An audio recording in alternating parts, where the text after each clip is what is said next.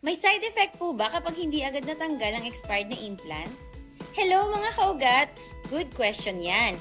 At ang mabilisang sagot ay hindi masama sa katawan o sa ating kalusugan kung ang expired na implant ay hindi pa natatanggal sa braso.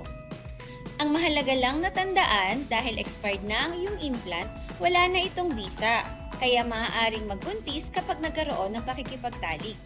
Habang hindi pa natatanggal ang implant, nire-rekomenda na ikaw ay gumamit muna ng pills, DMPA injectables o kaya condom kapag may pagtatalik.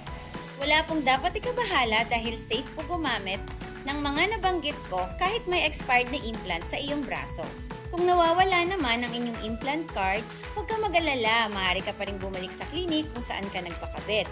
May record naman sila, kaya maaari pa rin tanggalin ang iyong expired na implant. Like this video and follow us for more reproductive health content. Para sa mga taga Puerto Princesa, libre ang iba't ibang reproductive health services sa amin tulad ng pagkabit at pagtanggal ng implant. Huwag mahiyang bumisita sa aming dalawang clinic dahil libre, safe, confidential, and non-judgmental kami dito. Ako po si Nurse Spidey ng Ugat ng Kalusugan. See you!